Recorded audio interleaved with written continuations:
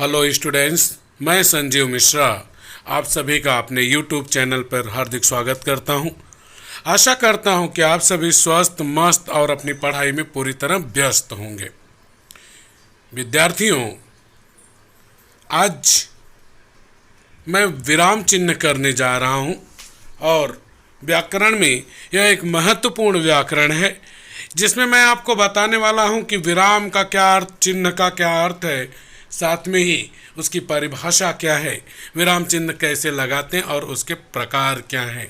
तो आइए आज पढ़ते हैं विराम चिन्ह और उसके प्रकार। विद्यार्थियों, सबसे पहले हम लोग देखते हैं कि विराम चिन्ह का अर्थ क्या होता है, उसका मतलब क्या है। तो विराम चिन्ह में दो शब्द हैं। पहला क्या है? विराम। दूसरा है चिन्ह। चिन्ह मतलब संकेत। तो यहाँ प्रतीक। तो अर्थ है, विराम का अर्थ है रुकना, ठहरना। क्लियर? विश्राम करना। कहते हैं कि अब हम लेते हैं एक विराम। विराम मतलब रुकते हैं, ठहरते हैं। विराम को दिखाने के लिए कि यहाँ पे हमने विराम लिया है, उसको दिखाने के लिए जिस चिन्ह का प्रयोग किया जाता है उस चिन्ह को हम कहते हैं विराम चिन्ह। तो यहाँ पे चिन्ह का अर्थ मैंने बताया। चिन्ह का अर्थ होता है संकेत या प्रतीक, और विराम का अर्थ है रुकना। जैसे हम चलते चलते रुक जाते हैं, चलते चलते ठहर जाते हैं, वैसे ही लिखते समय, पढ़ते समय कई जगहों पे हमें रुकना पड़ता है, ठहरना पड़ता है। तो कहाँ रुके, कहाँ ठहरे, उसको दिखाने के लिए, विराम के स्थानों को दिखाने के लिए कुछ चिन्हों का प्रयोग किया जाता है। उस चिन्ह को हम कहते हैं विराम चिन्ह। अब उसकी परिभाषा को हम लोग जानते हैं।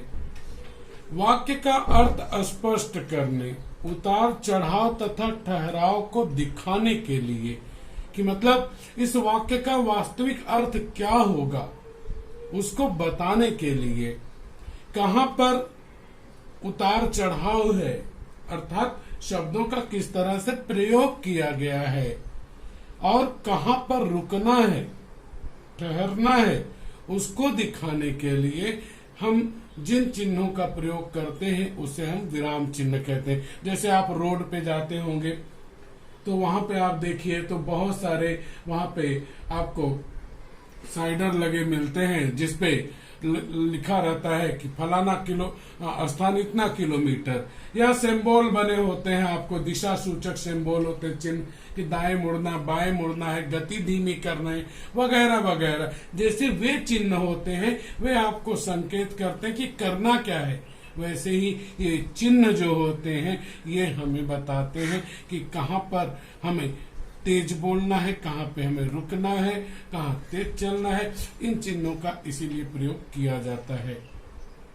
विराम चिन्ह का प्रयोग वाक्य के मध्य अथवा अंत में ही किया जाता है। मध्य मतलब एकदम बीच में नहीं, पहला शब्द हुआ उसके बाद भी कर सकते हैं।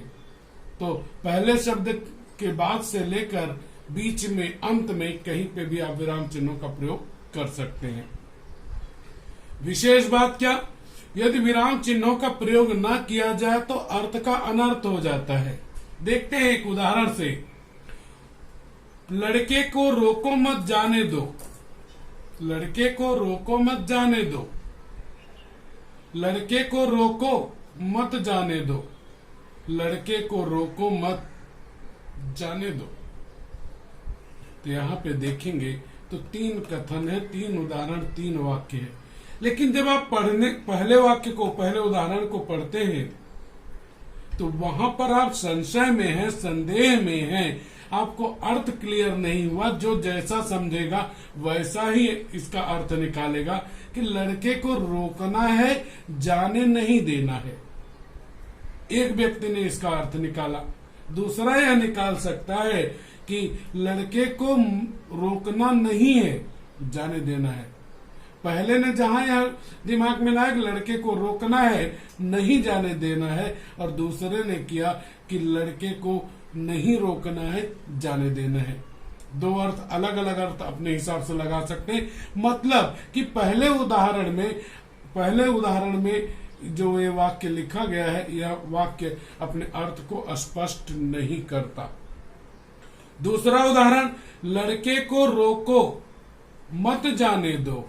यहाँ पे अर्थ स्पष्ट है कि लड़के को रोकना है, जाने नहीं देना है। तीसरा उदाहरण, लड़के को रोको मत जाने दो। मतलब यहाँ पे क्या बताया जा रहा है कि लड़के को रोकना नहीं है, उसे जाने देना है। तो यहाँ पर अलग अलग अर्थ हुए। क्यों अर्थ अलग हुए? ये दूसरा और तीसरा अगर उदाहरण हम देखें तो दोनों एक दूसरे के उल्टे हैं। जहां यहाँ पे रोकने की बात है, वहीं पे रोकने नहीं देना है। यहाँ पे जाने नहीं देना है, यहाँ पे जाने देना है, यानी दोनों एक दूसरे के उल्टे हैं। यह इसलिए हुआ कि यह जो चिन्ह है, जिसे हम विराम चिन्ह कहते हैं, जब यह रोको के बाद लग गया, यह विराम चिन्ह यहाँ पर हम रुक गए, तब अर्थ हो गया कि उसको रोकना है, जाने नहीं देना है। और जब ये मत के बाद लग गया, तब यहाँ पे हो गया कि लड़के को रोकना है, रोकना नहीं है, जाने देना है। इस तरह से तो आपको क्लियर हो गया होगा कि विराम चिन्हों का कितना महत्व है। आपको एक उदाहरण देता हूं जो कि बड़ा प्राचीन है और साहित्यकार जितने होते हैं, साहित्यिक लोग होते हैं, उनमें बड़ा पॉपुलर है। उदाहरण क्या है?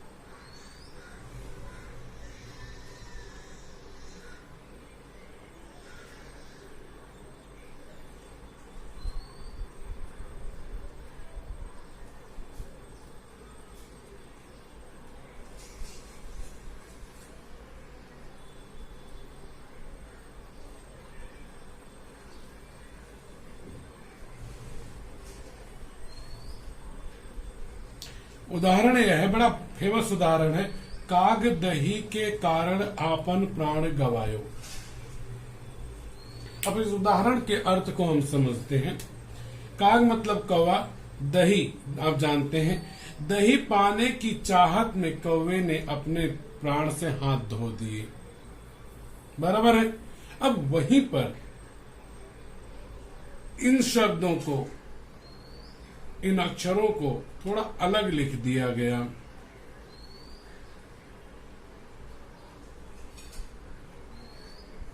कागद ही के कारण आपन प्राण गवायो।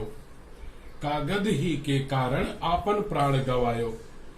अब यहां पर यह कौवे के लिए जहां पे था, वहीं पर यह हो गया जो क्लर्क होते हैं,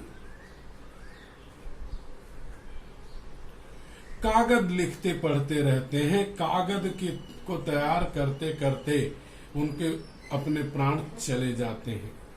अगला उदाहरण लेते हैं इसी में से, इसी को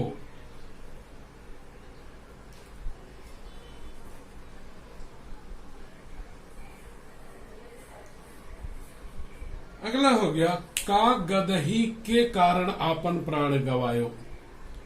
का मतलब क्यों?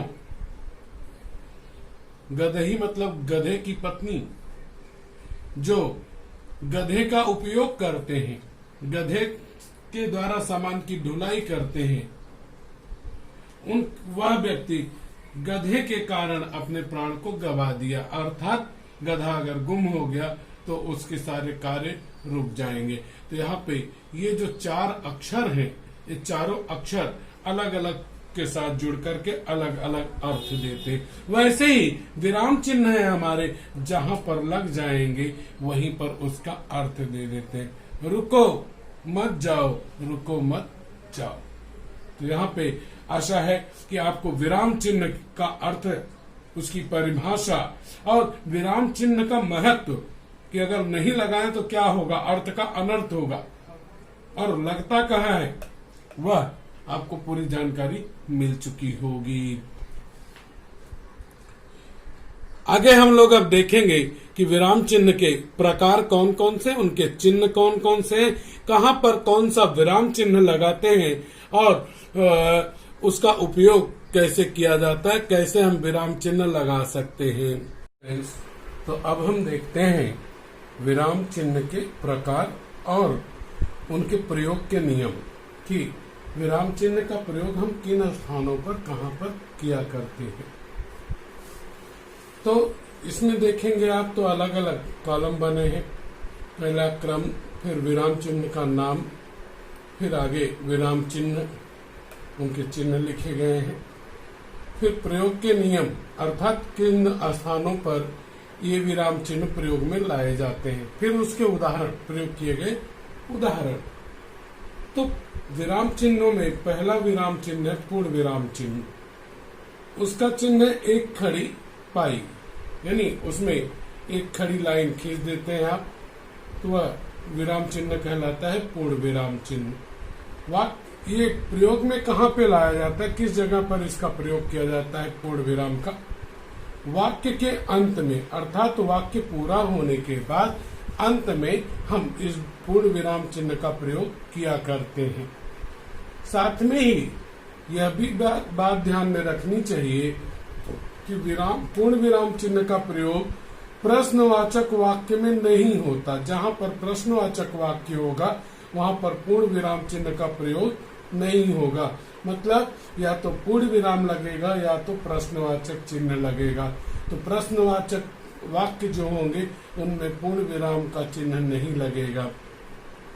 कुल मिलाकर किसी भी वाक्य के पूरा होने पर उसके अंत में हम पूर्ण विराम चिन्ह का प्रयोग करते हैं। जैसे छात्र पढ़ रहे हैं, ये पूर्ण विराम चिन्ह हुआ हमारा। दूध बेचना उनका धंधा नहीं था, वाक्य पूरा हुआ, वाक्य के अंत में हमने पूर्ण विराम चिन्ह लगा दिया, तो यह चिन्ह हमारा कहलाता है पूर्ण विराम चिन्ह। दूसरे प्रकार का जो विराम चिन्ह है वह है अल्प विराम चिन्ह। अल्प मतलब ही होता है थोड़ा, विराम मतलब रुकना, थोड़ी देर के लिए रुकना। पूर्ण विराम, पूर्ण मतलब पूरी तरह से विराम, पूरी तरह से रुकना।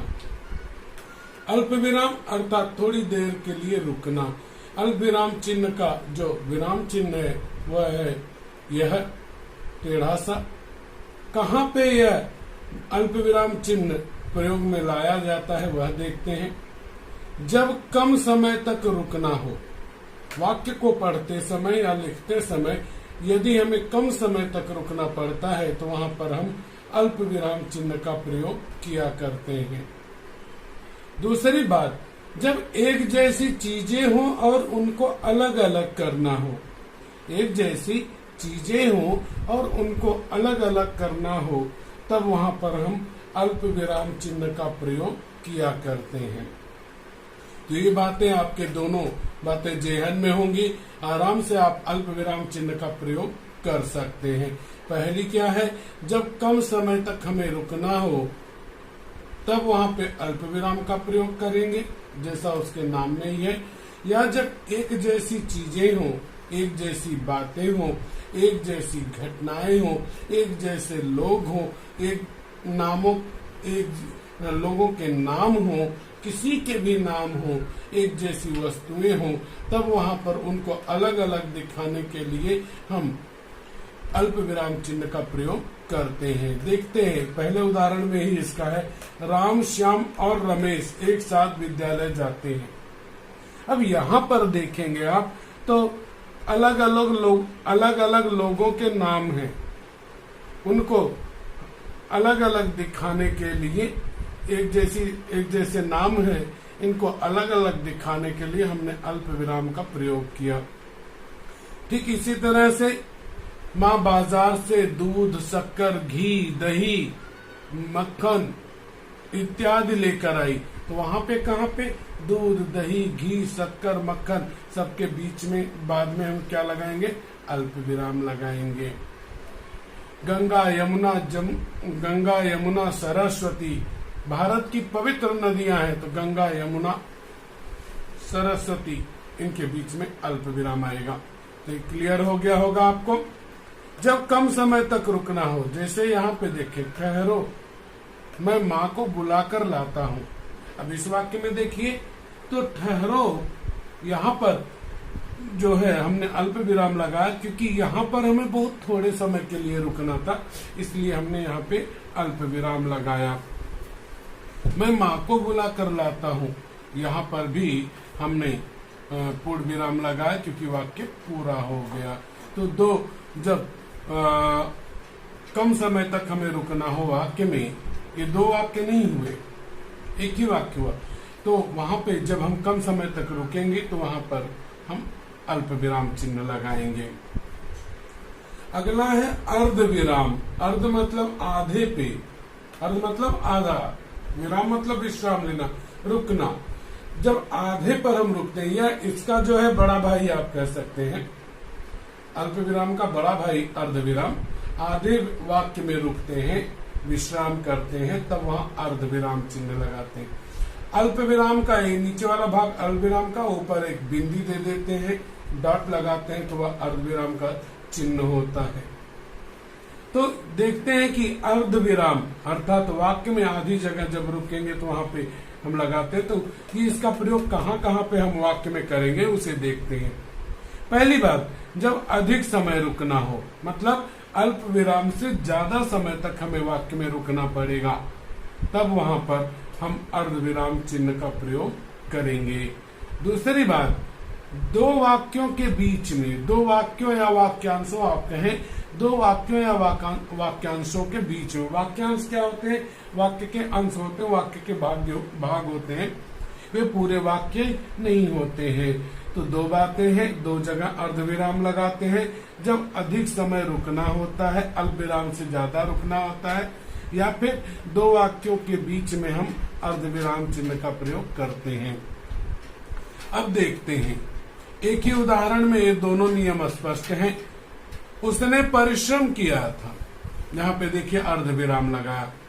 क्यों? पहली बात, ये दो वाक्य हो गए, यहाँ पे एक वाक्य है, एक वाक्य है, दो वाक्य है, दोनों वाक्यों के बीच में हमने लगा दिया। और दूसरी बात कि हमें अल्प विराम से ज्यादा रुकना है। जैसे यहाँ पे देखेंगे, राम श्याम और सुरेश एक साथ विद्यालय जाते हैं। राम श्याम और सुरेश, राम श्याम लगातार बोल रहे हैं, थोड़ी मुंह से सांस ले रहे हैं, थोड़ा सा रिलैक्स कर रहे हैं। यहाँ पे भी वही, ठहरो मैं माँ को बुला कर लाता हूँ। लेकिन इसको पढ़ेंगे जब आप, तो पढ़ने का क्रम यह होगा, उसने परिश्रम किया था परंतु उसे सफलता नहीं मिली। कुछ एक लोग कहते हैं परंतु के बाद लगेगा, नहीं नहीं नहीं, परंतु के बाद नहीं, कभी भी वाक्य, पहला वाक्य जब पूरा हुआ उसके बाद लगेगा। तो यहाँ पे अर्धविराम चिन्ह हमने लगाया है। तो इसका नियम ध्यान रखें, जब अधिक समय रुकना हो आपको तब, और दो वाक्यों के बीच में तब हम अर्धविराम का प्रयोग करते हैं, जब अधिक समय के लिए हम रुकते हैं। एक विशेष बात भी है इसमें, आजकल अर्धविराम की जगह अल्प विराम का प्रयोग किया जाता है। अर्थात लगभग किताबों में से अर्धविराम चिन्ह का प्रयोग गायब ही हो गया है। अब केवल अर्धविराम की जगह अल्प विराम का प्रयोग होने लगा है। कहने का मतलब यहाँ पे हम इस डॉट को, इस बिंदी को हटा देंगे, केवल अल्प विराम लगाने लगे हैं। क्लियर है? तो अब आगे बढ़ते हैं। हमारा चौथा विराम चिन्ह है जिसका नाम है प्रश्नवाचक विराम चिन्ह। प्रश्नवाचक चिन्ह, प्रश्नवाचक चिन्ह में कौन सा चिन्ह होता है? यह, इससे भली भांति परिचित होते हैं। तो कुछ एक लोग होते हैं जिनके चेहरे पे भी क्वेश्चन मार्क रहता है, इंग्लिश में आप क्वेश्चन मार्क कहते हैं, ये प्रश्नवाचक चिन्ह हुआ। प्रश्नवाचक चिन्ह लगाते कहाँ कहाँ पे हैं? जब प्रश्न पूछना होता है तब वाक्य के अंत में लगाते हैं। इसका एक ही नियम है, जब आपको प्रश्न पूछना होगा तब आपको वाक्य के अंत में लगाना है। मतलब जो WH क्वेश्चन होते हैं आपके, कब, क्या, कहाँ, कौन, कितना, कैसे, किस लिए, तो वहां पे जब वाक्य में ये शब्द होंगे आपके, तब वहां पर वाक्य के अंत में आप प्रश्नवाचक चिन्ह लगाएंगे। जैसे यह गाय क्या आप लोगों की है? यहाँ पे प्रश्न पूछा गया क्या के द्वारा, तो हमने प्रश्नवाचक चिन्ह लगा दिया वाक्य के अंत में। तुम कौन हो। यहाँ पे प्रश्न पूछा गया, इसलिए यहाँ पे वाक्य के अंत में हमने प्रश्नवाचक चिन्ह लगा दिया। तो जब प्रश्न पूछना होता है तो वाक्य के अंत में हम प्रश्नवाचक चिन्ह का प्रयोग करते हैं।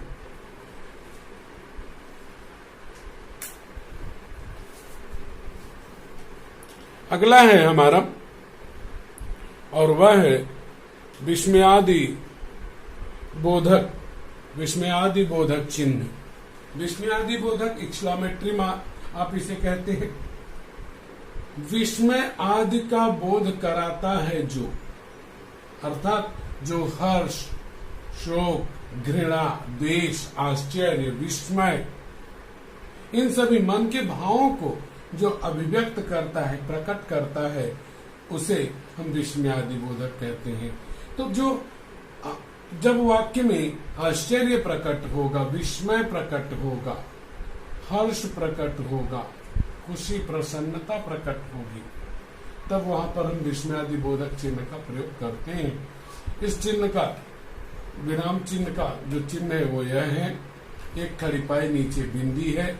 कहाँ कहाँ पे इस विस्मयादि बोधक चिन्ह का हम प्रयोग करते हैं वह देखें। पहली बात कि इसका प्रयोग वाक्य के, हमेशा वाक्य के प्रारंभ में, आरंभ में होता है, पहले शब्द के बाद। मतलब कि जो विस्मय प्रकट करने वाले, आश्चर्य प्रकट करने वाले शब्द हैं उसके बाद। ये बातें ध्यान रखिएगा, इसका प्रयोग वाक्य के प्रारंभ में होता है, और दूसरी बात आश्चर्य प्रकट करने वाले शब्द के बाद होता है। क्लियर? तो जैसे उदाहरण देखते हैं, अरे तुम आ गए।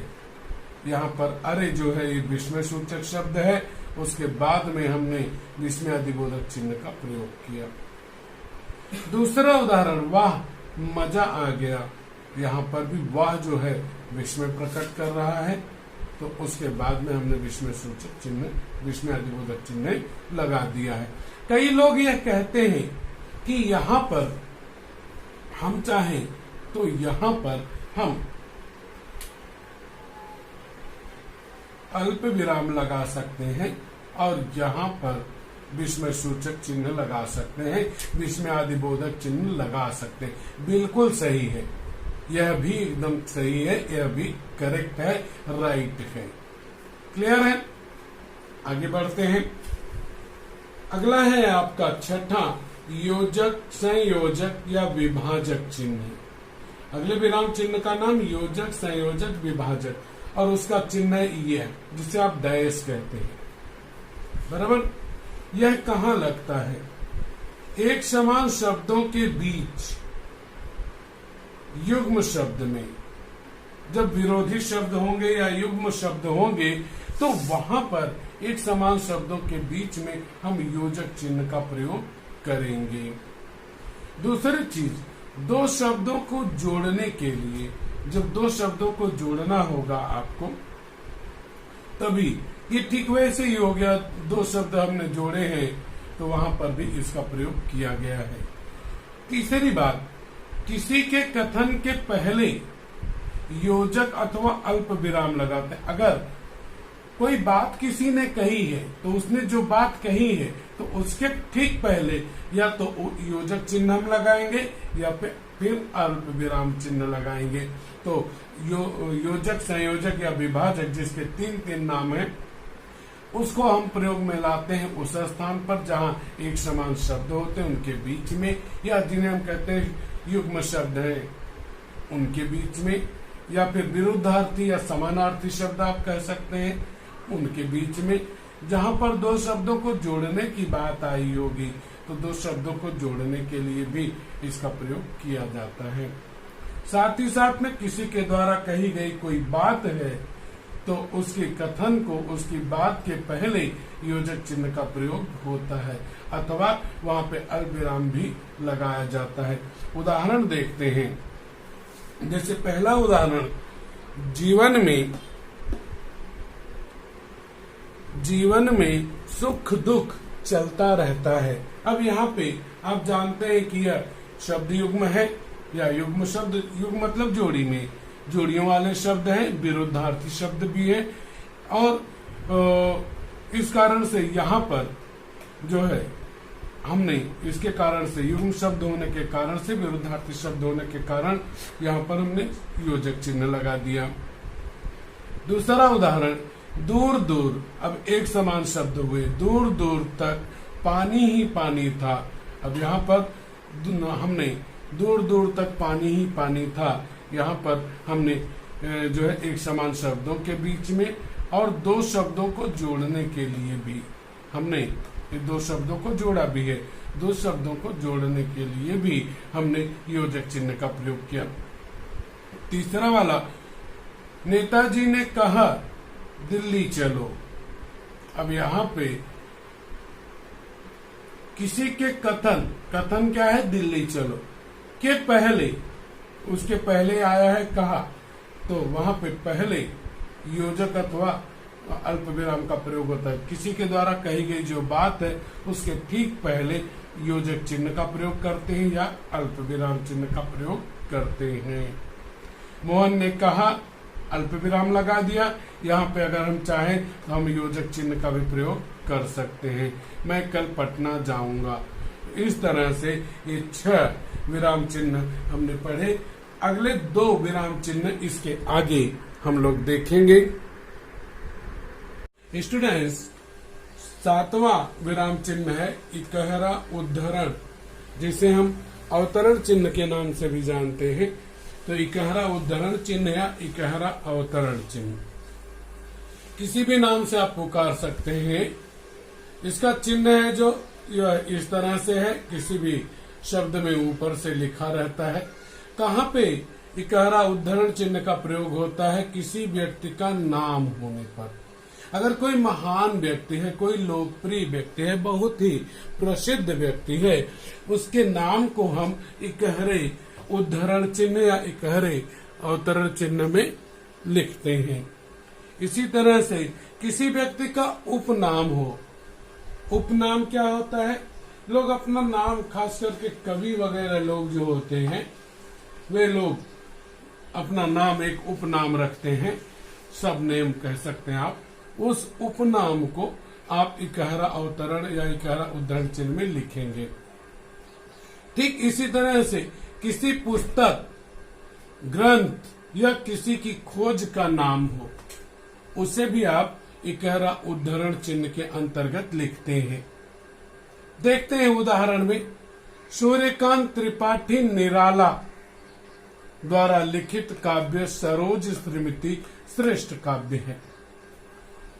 अब यहाँ पर यह जो है कवि का नाम है सूर्यकांत त्रिपाठी, यह उनका उपनाम है निराला, और सरोज स्मृति उनके द्वारा लिखी गई एक किताब है, एक कविता है। सरोज स्मृति कविता है। उस कविता को, उनके द्वारा लिखी गई उस पुस्तक को हमने इकहरे अवतरण में लिख दिया। ठीक इसी तरह से गोस्वामी तुलसीदास जी ने श्री रामचरितमानस लिखा। श्री रामचरितमानस को इकहरे और उद्धरण चिन्ह में। डॉक्टर कलाम ने अग्नि मिसाइल बनाया है। डॉक्टर कलाम किसी का नाम है इकहरे अवतरण चिन्ह में, और उनके द्वारा जिसकी खोज की गई उसे भी इकहरे अवतरण चिन्ह में लिखा। तो कहने का मतलब यह, किसी व्यक्ति का नाम, उपनाम, किसी पुस्तक या किसी की खोज का नाम जो है उसे इकहरे अवतरण या इकहरे उद्धरण चिन्ह में लिखते हैं। अगला दोहरा उद्धरण चिन्ह या दोहरा अवतरण चिन्ह, दोनों में जमीन आसमान का अंतर है। दोहरा उद्धरण या दोहरा अवतरण चिन्ह इस तरह से दिखाते हैं, डबल इन्वर्टेड कॉमा इंग्लिश में आप कहते हैं। इसका उपयोग कहाँ पे हम करते हैं? किसी व्यक्ति के द्वारा कही गई बात को ज्यों का त्यों लिखना हो। जब किसी व्यक्ति के द्वारा कही गई बात को ज्यों का त्यों, मतलब जैसा उसने कहा है आप वैसा ही जब लिखते हैं, तब वहां पर उसकी कही गई बात को, जितनी बात उसने कही है, उसको दोहरे अवतरण में लिखेंगे। क्लियर होगा? तो यहाँ पे उदाहरण में देखते हैं, लेखक पहले ही पूछ लेता। अब जो बातें वह पूछ रहा है, जो बातें वह कह रहा है, उसको दोहरे अवतरण में। भोग क्या क्या लगेगा, तो उसने क्या कहा, कौन सी बात कही, भोग क्या क्या लगेगा, उसके द्वारा, लेखक के द्वारा कही गई बात को हम यहाँ पे दोहरा उद्धरण चिन्ह के अंतर्गत लिख रहे हैं। एक वाक्य में एक साथ कई विराम चिन्ह आ सकते हैं। जैसे यहाँ पे देखेंगे आप, तो यहाँ पे अल्प विराम आएगा, तो अल्प विराम के नियम में आप जाएंगे तो वहां पर आप पाएंगे कि जब किसी के द्वारा कहा गया कथन हो तो कथन के ठीक पहले अल्प विराम चिन्ह लगता है, इसलिए यहाँ पे अल्प विराम लगाया हुआ है। यहाँ पे चूंकि प्रश्न पूछा गया इसलिए प्रश्नवाचक चिन्ह भी है। कही गई बात है तो जो बात कही गई है दोहरे उद्धरण में है।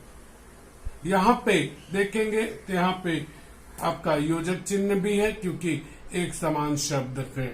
तो इस तरह से एक वाक्य में कई विराम चिन्ह लगते हैं। बोर्ड एग्जाम में एक वाक्य में आपको 2 विराम चिन्ह लगाने होंगे।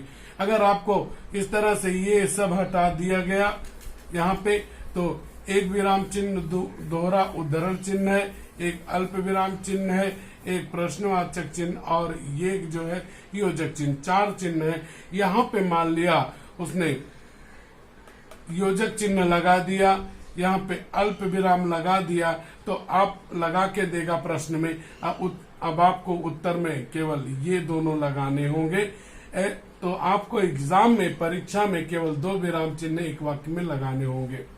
अगर कहीं नहीं लगा रहे तो चारों लगा दीजिए, कोई 2 माना जाएगा। तो यहाँ पे देखेंगे तो कही गई बात को हमने दोहरे अवतरण चिन्ह में लिखा। साथ ही साथ मैंने यह भी बताया कि किसी के द्वारा कही गई बात के पहले, कथन के पहले अल्प विराम चिन्ह लगाते हैं, वो लगा दिया। एक समान शब्द थे, शब्द युग्म थे, उनके बीच में योजक चिन्ह लगा दिया। प्रश्न पूछा गया इसलिए प्रश्नवाचक चिन्ह हो गया। आगे देखते हैं, काकी ने पूछा क्या तुम्हारी अम्मा ने दिया है। अब यहाँ पे जैसे मैंने बताया भी था, आपको याद होगा, योजक चिन्ह में किसी के द्वारा कही गई बात के ठीक पहले भी योजक चिन्ह लगाया जाता है, चाहे योजक लगाइए चाहे वहां पे अल्प विराम लगाइए। तो यहाँ पे योजक लगाया गया। तो जो काकी ने पूछा है, जो बात काकी ने कही है, उसको हमने क्या किया, दोहरे उद्धरण चिन्ह में लिख दिया। उसके बाद प्रश्न पूछा गया यहाँ पे, इसलिए प्रश्नवाचक चिन्ह हो गया। मुझे लगता है कि आप सभी को यहाँ पे पूरा का पूरा क्लियर होगा कि पूर्ण विराम चिन्ह का चिन्ह क्या है, कहाँ पर लगाते हैं। इसके बाद अल्प विराम चिन्ह का चिन्ह क्या है, कहाँ पर लगाते हैं। अर्ध विराम चिन्ह का चिन्ह क्या है और कहाँ पे लगाएंगे। विस्मयादि बोधक चिन्ह का चिन्ह क्या है और कहाँ पे उसका उपयोग होता है। प्रश्नवाचक चिन्ह का चिन्ह क्या होता है और उसका प्रयोग कहाँ किया जाता है। योजक, संयोजक, विभाजक, यह जो चिन्ह है इसका चिन्ह कैसा होता है और इसका उपयोग हम वाक्य में किस जगह करते हैं। इकहरा उद्धरण या इकहरा अवतरण चिन्ह कैसा होता है और उसका प्रयोग वाक्य में कहाँ किया जाता है। दोहरा उद्धरण या चिन्ह या दोहरा अवतरण चिन्ह का चिन्ह कैसा होता है और उसका उपयोग वाक्य में कब और कहाँ किया जाता है। इतना हमने जाना। प्रमुख रूप से 8 है और 2 मैंने और लिख दिए हैं आपको जानने के लिए। अगला है हमारा विवरण चिन्ह। वैसे तो बहुत सारे चिन्ह होते हैं, 25 है, सबको नहीं पढ़ना है हमें। प्रमुख रूप से 8 है, बोर्ड एग्जाम के हिसाब से 2 एक्स्ट्रा दे दिया। विवरण चिन्ह, विवरण चिन्ह का चिन्ह जो है, विराम चिन्ह इस तरह से है। कहाँ उपयोग में लाया जाता है, जब वो वाक्यांश के बारे में विस्तार से कहना होता है, यानी कोई वाक्य नहीं, वाक्य का अंश है, उसके बारे में आपको विस्तार से बताना है, तब वहां पे उस वाक्यांश के बाद आपको विवरण चिन्ह का उपयोग करना चाहिए। जैसे यहाँ पे देखेंगे, मुझे निम्नलिखित पुस्तकें चाहिए। अब आगे हमें इस वाक्यांश के बारे में पूरा विवरण देना है, पूरा विस्तार से लिखना है कि क्या क्या चाहिए। तो इस कारण से जिस विस्तार से वहां पे उसका वर्णन करना है, तो उसके ठीक पहले हमें यह विवरण चिन्ह लगाना होगा। वाक्यांश के बारे में, इसके बारे में जब आपको विस्तार से कहना है तो उस वाक्यांश के बाद यहाँ पे विवरण चिन्ह आएगा। ठीक उसी तरह से विवरण के लिए आगे देखिए, विवरण मतलब जानकारी के लिए, उसकी व्याख्या के लिए आगे देखिए। अब आगे व्याख्या आएगा, विवरण दिया जाएगा, तो वहां पे हमने विवरण चिन्ह लगा दिया।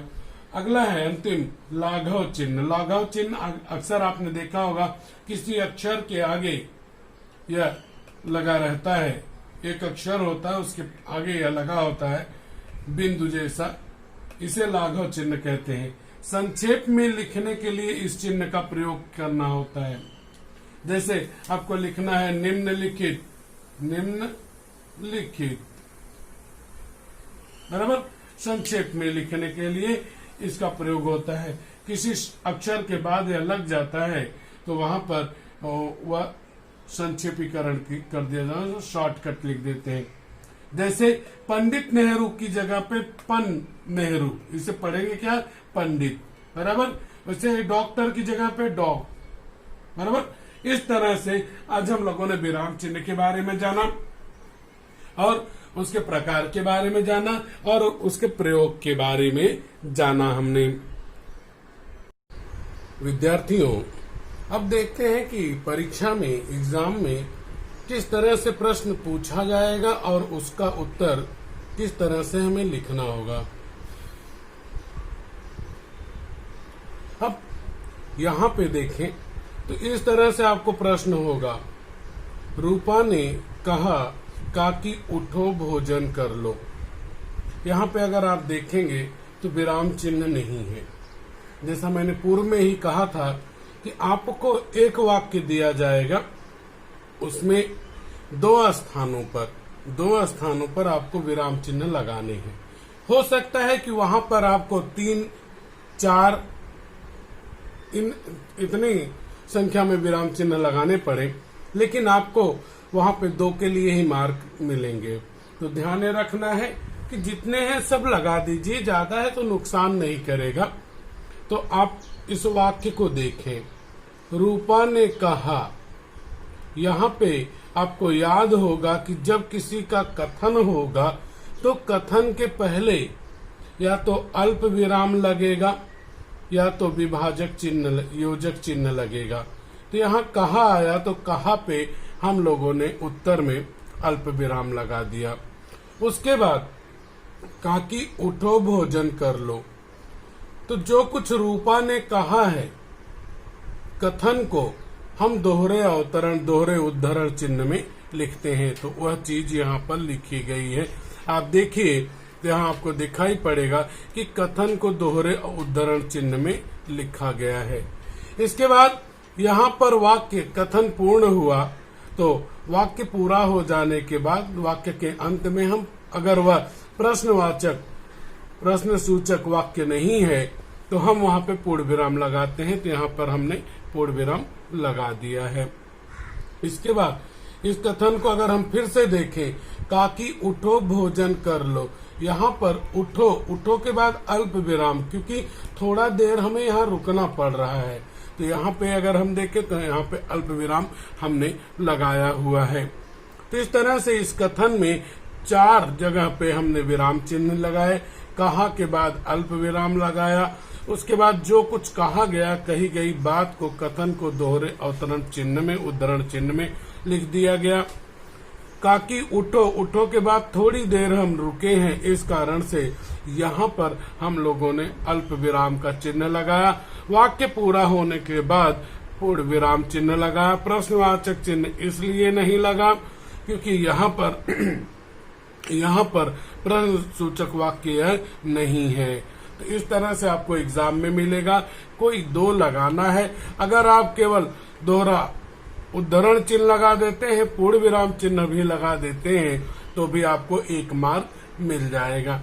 लेकिन अच्छा स्टूडेंट वह होता है जो एग्जामिनर के पास कोई विकल्प नहीं छोड़ता। तो आपको यह करना चाहिए कि ये दोनों अल्प विराम भी लगा देने चाहिए। दूसरा देखते हैं, वह सोचने लगी, हाय मैं कितनी निर्दयी हूँ।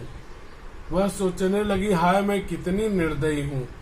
अब इसमें हम लोग अगर विराम चिन्ह लगाएं तो देखेंगे यहाँ से वह सोचने लगी। जल्दीबाजी में कभी विराम चिन्ह नहीं लगाना चाहिए, नहीं तो परिणाम क्या होगा? परिणाम यह होगा कि आपके उत्तर गलत हो जाएंगे। तो यहाँ पे वाक्य को, कथन को ध्यान से पढ़ना चाहिए। वह सोचने लगी। अब जो कुछ वह सोच रही है वह यहाँ पे है। आपको याद होगा, आपको मैंने बताया भी है कि जब किसी का कथन हो, अब सोचना भी तो एक कथन ही हुआ, तो जो कुछ सोचा गया, जो कुछ कथन है, जो कुछ कहा गया वह दोहरे अवतरण चिन्ह में आएगा। और जो कुछ कहा गया, जो कथन है, उसके पहले या तो हम यहाँ पे अल्प विराम लगाएंगे या योजक चिन्ह लगाएंगे। आइए हम लोग देखते हैं। वह सोचने लगी। सोचने लगी के बाद यहाँ मैंने अल्प विराम नहीं लगा, यहाँ मैंने योजक चिन्ह लगा दिया। आप अल्प विराम भी लगा सकते हैं। तो यहाँ पे योजक चिन्ह लगा। अब जो कुछ कहा है उसको हमने दोहरा उद्धरण चिन्ह में लिख दिया। यहाँ से यहाँ तक अगर आप देखेंगे तो दोहरा उद्धरण चिन्ह लगा हुआ है। तो पूरे कथन को दोहरे उद्धरण चिन्ह में डाल दिया। उसके बाद फिर कथन को पढ़ते हैं। हाय मैं कितनी निर्दयी हूँ। पढ़ के ही मालूम पड़ रहा होगा कि आश्चर्य सूचक, विस्मय सूचक, हर्ष या क्रोध सूचक, घृणा सूचक यह शब्द है। तो यहाँ पे हाय मतलब आश्चर्य सूचक, पछतावा हो रहा है। तो यहाँ पे हाय के बाद आपको याद होगा कि कथन के पहले, अब आप कहेंगे सर यहाँ पे क्यों नहीं, वाक्य तो यहाँ शुरू, वाक्य यहाँ से शुरू जरूर, लेकिन एक वाक्य ये हो गया, ये दूसरा वाक्य होगा। तो इस वाक्य पहले शब्द के बाद जो कि विस्मय सूचक है, उसके बाद हमने विस्मय आदिबोधक चिन्ह लगा दिया हाय। उसके बाद वाक्य पूरा हुआ। वाक्य के अंत में हमने पूर्ण विराम लगाया। पूर्ण विराम ही क्यों? क्योंकि यहाँ पर इस वाक्य में प्रश्नवाचक, प्रश्न सूचक शब्द नहीं है। यह वाक्य प्रश्नवाचक का वाक्य नहीं है। तो इस तरह से इस वाक्य में हमने एक योजक लगाया, चाहे इसको अल्पविराम लगा सकते थे, दोहरा उद्धरण चिन्ह लगाया, पूर्ण विराम लगाया और विस्मयादि सूचक चिन्ह लगाया। तो उम्मीद है कि आपको यह समझा होगा कैसे लगाना है। कई बच्चों को मैं पाता हूं बड़ी जल्दीबाजी में कहीं पे कुछ भी लगा देते हैं, तो वह नहीं करना। अगर आप वैसा करेंगे तो परिणाम भी वैसा पाएंगे। ध्यान रखिए, 1 मार्क का है, आसानी से मिल सकता है, लेकिन जरूरी क्या है? जरूरी यह है कि आप उसे सावधानी पूर्वक करें। अगला देखते हैं, तीसरा उदाहरण। गोवा में सी फूड की अधिकता है। गोवा में सी फूड की अधिकता है। अब यहाँ पर देखते हैं तो यहाँ पे देखने पे तो वैसे कुछ नहीं मालूम पड़ रहा है, केवल ये मालूम पड़ रहा है कि वाक्य पूरा हुआ, यह प्रश्न सूचक वाक्य नहीं है। इस कारण से यहाँ वाक्य के अंत में हमें पूर्ण विराम लगाना चाहिए, हमने लगा दिया। अब यहाँ पे देखिए, गोवा में सी फूड की अधिकता है। ये जो सी फूड है, यहाँ पर सी मतलब समुद्र, फूड मतलब खाना, तो समुद्री खाना। तो यहाँ पर आपको योजक चिन्ह लगाना पड़ेगा। क्यों? आपको याद होगा कि वस्तुओं को अलग करने के लिए, अलग दिखाने के लिए, या किन्हीं बातों को अलग अलग दिखाने के लिए हम जो है वहां पे योजक चिन्ह का प्रयोग करते थे। हमने यहाँ पर योजक चिन्ह लगा दिया। इसके बाद में सी फूड को हमने एक विशेष फूड का नाम है। तो वहां पे आपको याद होगा, जब इकहरा उद्धरण चिन्ह पढ़ाया था तो वहां पे मैंने बताया हुआ था, आपको याद होगा, आप पीछे जाके वीडियो देख भी सकते हैं, कि जब किसी का नाम हो, उपनाम हो, किसी की रचना हो, तो किसी की खोज हो, तो उसे हम इकहरे अवतरण चिन्ह में लिखते हैं। तो यहाँ पे यह भी एक विशेष प्रकार के व्यंजन, विशेष प्रकार के खाने का नाम है, तो उसको हमने इकहरे उद्धरण चिन्ह में लिख दिया। यह कथन जो है इस बार द्वितीय भाषा हिंदी में आने योग्य है बोर्ड के एग्जाम में। तो यहाँ पे हमने 3 जगह पे विराम चिन्ह लगाए। सी फूड, क्योंकि यहाँ पे इकहरा उद्धरण लगाने का कारण यह एक विशेष व्यंजन का नाम है, इस कारण से लिखा। उसके बाद यहाँ पे बीच में योजक क्यों लगाया, विभाजक चिन्ह, क्योंकि यहाँ पर इन दोनों शब्दों को हमें अलग करना था। वाक्य पूरा हुआ। यह कथन जो था, यह कथन हमारा यह प्रश्न सूचक नहीं था, इसलिए पूर्ण विराम लगाया। चौथे को देखते हैं। गरम गरम भून कर मसाला लगा कर दूंगा। देखने में बड़ा ही आसान है, लेकिन गंभीरता से देखें तो गरम गरम भून कर मसाला लगा कर दूंगा। यहाँ पर चूंकि वाक्य प्रश्नवाचक नहीं है, इसलिए अंत में हमने पूर्ण विराम लगाया। आप देखिए, इसके बाद एक जैसे शब्द जब आएंगे, विरुद्धार्थी शब्द जब आएंगे, शब्द युग्म जब होगा, तो बीच में योजक चिन्ह आना ही चाहिए। ये दोनों एक जैसे शब्द हैं, तो हमने बीच में योजक चिन्ह लगा दिया। इस तरह से इसमें दो जगह पे हमने विराम चिन्ह लगाए। यहाँ पर हमने योजक लगाया क्योंकि ये एक जैसे शब्द थे। यहाँ पे पूर्ण विराम लगाया क्योंकि वाक्य का अंत हो गया था। वाक्य अंत पे पूर्ण विराम लगाते हैं। प्रश्नवाचक इसलिए नहीं लगाया क्योंकि यह प्रश्न सूचक वाक्य नहीं है। पांचवा लेते हैं, क्षमा कीजिए, हमें किसी ने गलत सूचना दी थी।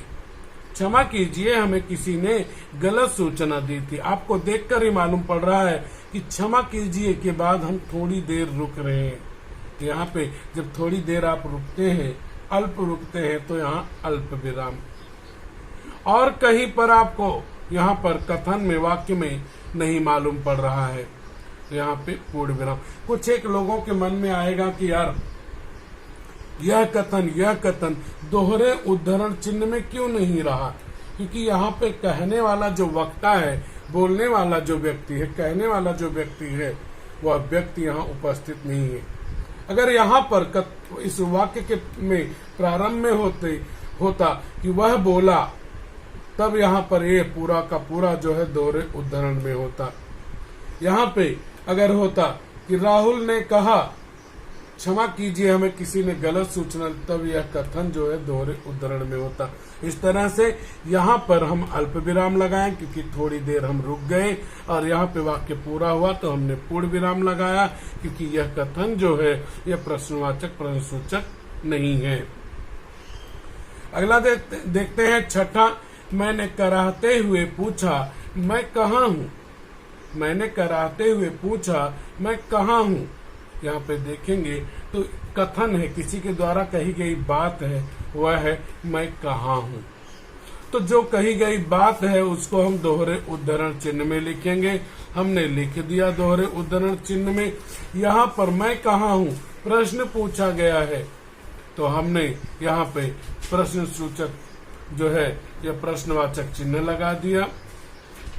आपको याद ही होगा कि अगर किसी के द्वारा कही गई कोई बात है, कोई कथन है, तो उसके पहले वाले वाक्य के अंत में हम यहाँ अल्प विराम या योजक चिन्ह लगाते हैं, तो हमने योजक चिन्ह लगा दिया।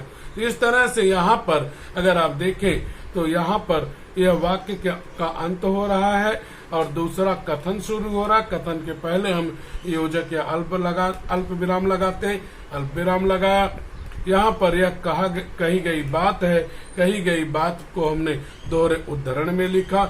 यहाँ पर इस कथन में प्रश्न पूछने की बात आई है, प्रश्न सूचक है, इसलिए प्रश्नवाचक चिन्ह यहाँ अंत में लगाया। इस तरह से यहाँ पे कुल 3 विराम चिन्ह आए हुए हैं। सातवां लेते हैं, वाह वाह खूब सोचा आपने। अब यहाँ पर देखें तो यहाँ पर आपको मिल रहा है कि वाह वाह एक जैसे शब्द हुए तो बीच में योजक हमने लगाए। वाह वाह यह किसी की तारीफ प्रशंसा करने का सूचक है, आश्चर्य विस्मय का सूचक शब्द है। यहाँ पे हमने उसके बाद विस्मयादिबोधक चिन्ह लगा दिया, विस्मय सूचक चिन्ह लगाया, एक्सक्लेमेटरी मार्क। यह पहला ही शब्द है वाक्य का। आपको याद होगा कि इसके लिए नियम होता है कि वाक्य प्रारंभ में लगता है पहले शब्द के बाद। तो वाह और वाह वाह दोनों एक ही हैं, तो यहाँ पे योजक चिन्ह, यहाँ पे विस्मयादिबोधक चिन्ह। खूब सोचा आपने, यह वाक्य जो है, यह प्रश्न जो है वह प्रश्न सूचक नहीं है, इसलिए अंत में पूर्ण विराम। अगर यहाँ पर होता कि जांच करने वालों ने कहा या बोलने वाले ने कहा वाह वाह क्या खूब सोचा आपने, तब यहाँ पर आप दोहरा उद्धरण चिन्ह लगा देते। तो यहाँ पर एक जैसे शब्द, तो यहाँ पे योजक चिन्ह या आश्चर्य सूचक है, विस्मयादि बोधक चिन्ह, वाक्य पूरा हुआ, प्रश्नवाचक नहीं है, इसलिए पूर्ण विराम का चिन्ह। 8वें में चलते हैं। जल्दी जल्दी पैर बढ़ा, जल्दी जल्दी मिल गया आपको, एक जैसे शब्द हुए तो यहाँ पे योजक चिन्ह, पैर बढ़ा एक साधारण कथन है, इसमें प्रश्न नहीं पूछा गया, अंतिम में पूर्ण विराम। अगर यहाँ पर वाक्य के पहले होता कि रमा ने कहा जल्दी जल्दी पैर बढ़ा, तब यहाँ पे कहा के बाद अल्प विराम या योजक आता और यह पूरा का पूरा कथन जो है दोहरे उद्धरण चिन्ह में होता। इन बातों पे आप बातों को गौर रखेंगे, इसे ध्यान में रखेंगे। गाइड में डाइजेस्ट में कई जगह गलतियां हैं, उन पे ही उनका अंधानुकरण नहीं करेंगे, नहीं तो परेशानी में आप हो जाएंगे। अगला है विजय तुम खड़े क्यों हो, बैठ जाओ। यह कथन जो है प्रथम भाषा हिंदी में आने योग्य है। विजय तुम खड़े क्यों हो, बैठ जाओ। यहाँ पे देखें तो विजय कहने के बाद थोड़ी देर रुका गया, इस कारण यहाँ पे अल्प विराम। तुम खड़े क्यों हो, यहाँ प्रश्न पूछा गया इतने में ही, तो प्रश्नवाचक चिन्ह लग गया। बैठ जाओ, बैठने के लिए साधारण रूप से कहा गया, तो इस वाक्य के बाद यहाँ पे पूर्ण विराम लगाया गया। अगर यहाँ पर होता कि जय ने कहा विजय तुम खड़े क्यों हो, बैठ जाओ, तो जय ने कहा के बाद अल्प विराम लगाते, यह पूरा का पूरा वाक्य जो है दोहरे उद्धरण में होता। विजय के बाद अल्प विराम, खड़े क्यों हो प्रश्नवाचक चिन्ह, बैठ जाओ पूर्ण विराम चिन्ह। तो इस तरह से यहाँ पे विजय के बाद अल्प विराम लगाया। क्यों? क्योंकि यहाँ हम थोड़ी देर रुक रहे हैं। विजय तुम खड़े क्यों हो, बैठ जाओ, यहाँ पे 3 बार हम रुक रहे हैं 3 जगह पर। और आपको याद है रुकना मतलब विराम करना है, मतलब विराम चिन्ह लगाना। तो यहाँ पे अल्प विराम, यहाँ पे प्रश्नवाचक, यहाँ पूर्ण विराम। प्रथम भाषा हिंदी में यह भी, प्रथम भाषा हिंदी के लिए यह भी बहुत महत्वपूर्ण है। मुड़ना किधर है, बूढ़ा तेजी से बोला। अब देखिए यहाँ पे कथन को पहले दे दिया है, ध्यान रखिए कथन को पहले दे दिया है और कहने वाला व्यक्ति जो है वो बाद में थे, इसलिए यह ज्यादा इम्पोर्टेंट है। मुड़ना किधर है, बूढ़ा तेजी से बोला। पूरा नहीं पढ़ेंगे अगर आप, तो आपका उत्तर गलत होगा। मुड़ना किधर है, यह किसी के द्वारा कही गई बात है, दोहरे उद्धरण चिन्ह में। मुड़ना किधर है, प्रश्न पूछा गया तो प्रश्नवाचक चिन्ह है। बूढ़ा तेजी से बोला, तो बूढ़ा तेजी से बोला, उसके बाद पूर्ण विराम। यही वाक्य अगर ऐसे होता, बूढ़ा तेजी से बोला, मुड़ना किधर है, तब यहाँ पर हम लिखते बूढ़ा तेजी से बोला। और ऐसा एग्जाम में उल्टा करके दे सकते हैं, बोला के बाद अल्प विराम या योजक चिन्ह तब जुड़ जाता, और उसके बाद मुड़ना किधर है या आपका दोहरा उद्धरण में होता और यहाँ प्रश्नवाचक चिन्ह होता। कई एक बच्चे यह डाउट रखते हैं कि यह दोहरा उद्धरण चिन्ह के अंदर पूर्ण विराम लगाना चाहिए प्रश्नवाचक कि बाहर। तो जैसा मैंने लगाया है, यहाँ पर प्रश्नवाचक हो या आपका पूर्ण विराम हो, वह अंदर होगा और दोहरा उद्धरण चिन्ह का चिन्ह बाहर होगा। इस तरह से मुझे यह लगता है कि आपको निश्चित तौर पर विराम चिन्ह अच्छे से समझ में आ गया होगा। स्टूडेंट्स, अगर आपको मेरा यह वीडियो पसंद आया हो तो लाइक कीजिए, कमेंट कीजिए और शेयर कीजिए, जिससे सभी को इसका लाभ मिले। धन्यवाद।